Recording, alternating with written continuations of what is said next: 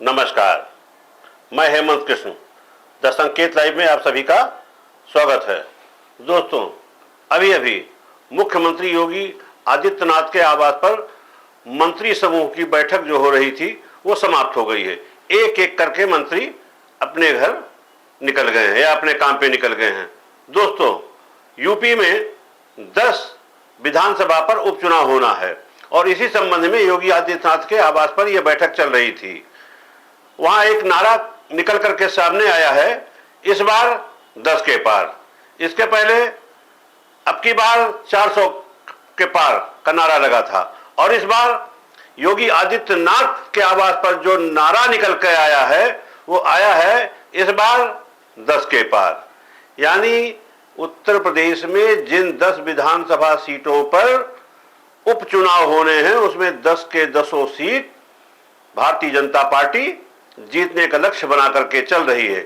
इसके लिए प्रत्येक विधानसभा क्षेत्र में 3-3 मंत्री समूहों की ड्यूटी लगा दी गई है और ये पूरे चुनाव तक वहां पर काम करेंगे। दोस्तों, अब देखना यह है, भारतीय जनता पार्टी एक नदी के रूप में है जिसके दोनों के किनारे पर, दोनों छोर पर प्रदेश के मुख्यमंत्री और उप मुख्यमंत्री केशव प्रसाद मौर्य और योगी आदित्यनाथ सिरा संभाले बैठे हुए हैं। दोनों में वाक युद्ध तेज हो रहा है। तो क्या योगी आदित्यनाथ को अच्छे राजनीतिक सलाहकार नहीं मिले हैं? जो मिले उन्होंने जो उन्हें समझाया उन्होंने नहीं समझा, या उनका खुद का विचार था, बुलडोजर पर चढ़कर दिल्ली की राजनीति करना चाहते थे। तो ये बुलडोजर की जो राजनीति ये धराशायी हो गई है और मुख्यमंत्री योगी आदित्यनाथ ने कुकरैल के किनारे जिन मोहल्लों में अभी मकान गिराया जाना था, जहां लाल चिन्ह लगा दिया गया था, उस आदेश को वापस ले लिया है।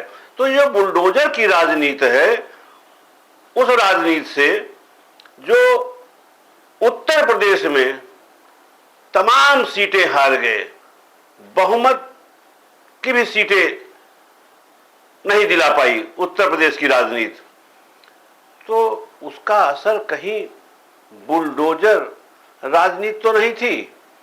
पहले तो जब योगी आदित्यनाथ ने उत्तर प्रदेश में बुलडोजर चलाया, अपराधियों के खिलाफ चलाया, लोगों ने उसको सराहा, लेकिन जब यही बुलडोजर का मुंह आम जनता के मकानों की तरफ घूमे तो पूरे प्रदेश में हाहाकार मच गया।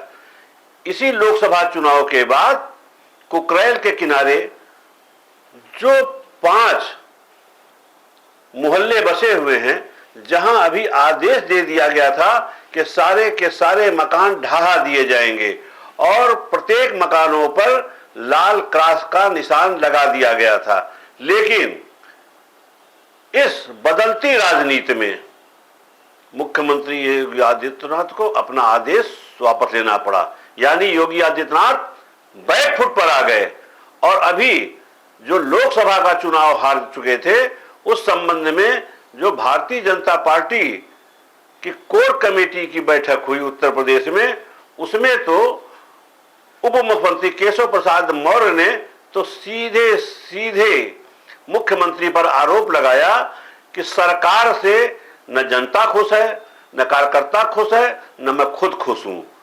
और उन्होंने सीधा संदेश दिया योगी आदित्यनाथ को कि सरकार से बड़ा संगठन होता है और संगठन के बगैर कोई चुनाव नहीं जीता जा सकता है। यहां जो कार्यकर्ता है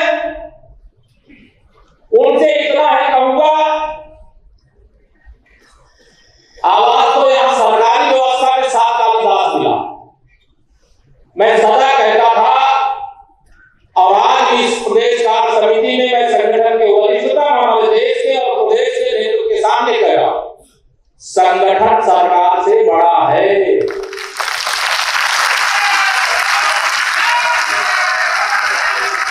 संगठन से बड़ा कोई नहीं होता है।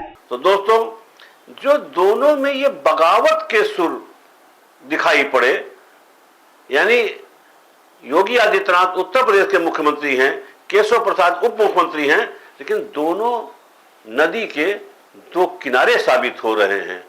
आज की बैठक जो मंत्रियों की बुलाई गई थी, जो प्रदेश में यह संदेश गया है कि उप मुख्यमंत्री केशव प्रसाद मौर्य और मुख्यमंत्री के बीच कुछ ठीक ठाक नहीं चल रहा है, तो उसको इन मंत्रियों को समझाया गया कि यह संदेश जो प्रदेश में जा रहा है इसको खत्म किया जाए और बताया जाए कि संगठन और सरकार साथ साथ चल रहे हैं।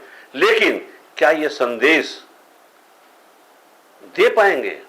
दोस्तों, इस देश में जो आजादी मिली थी उसके नायक राष्ट्रपिता महात्मा गांधी थे। उन्होंने शांति का संदेश, उन्होंने सहयोग का संदेश, असहयोग का संदेश दे करके भारत को आजाद कराया था। सत्य और अहिंसा के मार्ग पर चल करके देश को उन्होंने आजाद किया था। उन्होंने यहां से अंग्रेजों को भगा दिया था। सत्य और अहिंसा की लड़ाई लड़ी थी उन्होंने। लेकिन योगी आदित्यनाथ ने उत्तर प्रदेश में सत्ता संभालते ही बुलडोजर संस्कृति की जो सूत्राधार शुरू की, वो आज उन्हें बैकफुट पे ले आई है। उन्होंने समझा था कि उत्तर प्रदेश में बुलडोजर की राजनीति करके वो दिल्ली की कुर्सी तक पहुंच सकते हैं, लेकिन ऐसा नहीं होता दिख रहा है और योगी आदित्यनाथ बैकफुट पर नजर आ रहे हैं। दोस्तों, अभी शिक्षा विभाग ने एक आदेश जारी किया था कि स्कूलों में डिजिटल हाजिरी होगी, जिस पर सारे अध्यापकों ने विरोध जता दिया और काली पट्टी बांध करके स्कूल जाने लगे और उन्होंने डिजिटल हाजिरी लगाने से इनकार कर दिया। इसके लिए कल उत्तर प्रदेश के सभी जिलों में शिक्षकों ने धरना प्रदर्शन किया। इससे भी सरकार बैकफुट पे आ गई। क्यों? कि शिक्षकों का एक प्रदेश में बहुत बड़ा समूह है, जो ये 10 सीटों पे चुनाव होने जा रहा, इस पर बुरा असर पड़ेगा। क्यों? कि चुनाव की ड्यूटी भी इन्हीं अध्यापकों को संभालनी है।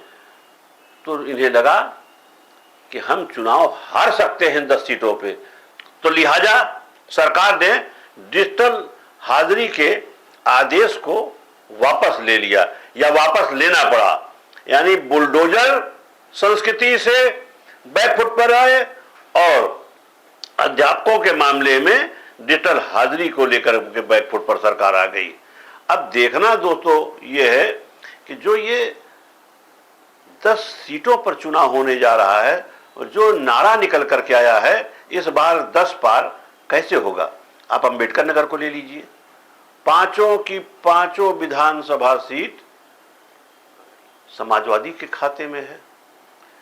एक विधायक राकेश पांडे जरूर भाजपा में शामिल हो गए हैं, लेकिन अभी उन्होंने इस्तीफा नहीं दिया है समाजवादी पार्टी से, इसलिए वो भी सीट मानी जा रही है कि वो समाजवादी पार्टी की है। वहां कटेहरी विधानसभा सीट पर चुनाव होना है, जहां से लालजी वर्मा विधायक थे और लोकसभा में सांसद चुनने के बाद उस सीट से उन्होंने इस्तीफा दे दिया था। अब जब अंबेडकर नगर की जिस सीट की मैं बात कर रहा हूं कि वहां 5 की 5 सीट समाजवादी पार्टी के हाथ में है, इस बार कैसे उस सीट को जीत पाएंगे? जबकि 3 मंत्री वहां भी लगाए जाएंगे। तो ये जो 10 का नारा दिया, तो क्या ये अति आत्मविश्वास की बात नहीं है? जबकि योगी आदित्यनाथ ने स्वीकार किया हुआ है कि जो ये हम चुनाव उत्तर प्रदेश में भी इस बार हारे हैं, वो अति आत्मविश्वास की वजह से हारे हैं। तो दोस्तों, तो ये जो बड़बोलापन है कि अब की बार 10 के पार, तो क्या ये 10 सीट जीत जाएंगे? और अगर नहीं जीत पाए तो मुंह की खानी पड़ेगी। और केशव मौर्य का झगड़ा, योगी आदित्यनाथ का झगड़ा, ये खुलकर के सामने आ गया है।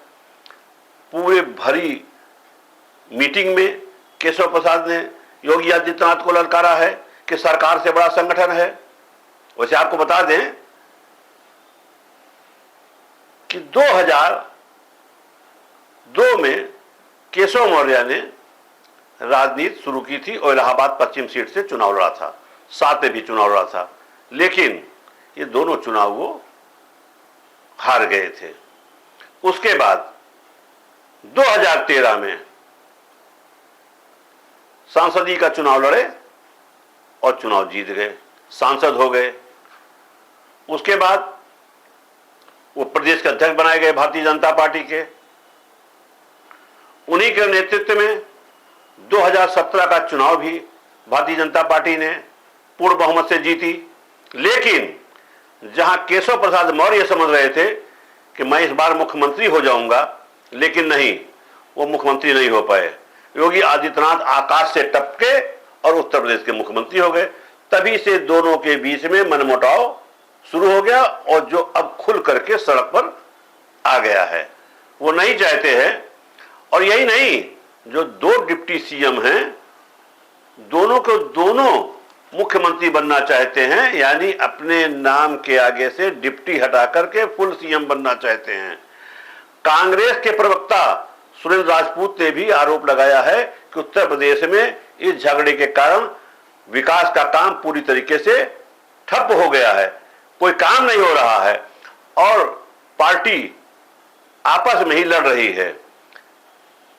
उत्तर प्रदेश समाजवादी पार्टी के नेता या प्रदेश के नेता कहें, समाजवादी पार्टी के राष्ट्रीय अध्यक्ष अखिलेश यादव ने भी साफ साफ कह दिया है कि भारतीय जनता पार्टी जो दूसरे दल में तोड़फोड़ की राजनीति करती थी, अब वो तोड़फोड़ खुद उनकी पार्टी में शुरू हो चुका है, उठापटक शुरू हो चुकी है, जिसके कारण प्रदेश का विकास पूरी तरीके से अवरुद्ध हो गया है। यहां बेरोजगारी बढ़ रही है, यहां महंगाई बढ़ रही है, यहां बाढ़ की समस्या मुंबई खड़ी है, लेकिन सरकार उन मुद्दों पर ध्यान न लगा करके उनका सारा ध्यान आपस के झगड़े में जा रहा है। तो दोस्तों, कहना यह है कि अभी जो ये मीटिंग समाप्त हुई है, योगी आदित्यनाथ के आवास पर जो संदेश देना चाहते हैं कि संगठन और सरकार में कोई झगड़ा नहीं है, कोई युद्ध नहीं है, तो क्या ये जो 10 सीटों पर उपचुनाव होने जा रहा है उस पर कुछ असर पड़ेगा? ऐसा लगता नहीं है। बुलडोजर की जो संस्कृति शुरू की थी योगी आदित्यनाथ ने, अब वही उनके गले की फांस बन गई है। और यही कारण है कि बुलडोजर को लेकर के योगी आदित्यनाथ और उनकी सरकार बैकफुट पे आ गई है। पंतनगर जहां मकान गिराए जाने थे, अबरार नगर जहां मकान गिराए जा रहे थे, वहां के सारे बासिंदे सड़क पे आ गए और धरना प्रदर्शन शुरू कर दिया। उन्होंने कहा कि मकान नहीं टूटने देंगे, भले हमारी जान चली जाए। और इसको देखते ही देखते उन्हें लगा कि ये पूरे प्रदेश में संदेश जाएगा और ये संदेश जो 10 सीटों पर उपचुनाव होने जा रहा है वहां भी पड़ेगा। लिहाजा मुख्यमंत्री योगी आदित्यनाथ को अपना बुलडोजर चलाने का आदेश पंतनगर से वापस लेना पड़ा। शिक्षकों के मामले में भी उन्हें अपना आदेश वापस लेना पड़ा। अब देखना है दोस्तों कि आने वाली 10 विधानसभा सीटों में कितनी सीट भारतीय जनता पार्टी के खाते में जाती है। नमस्कार।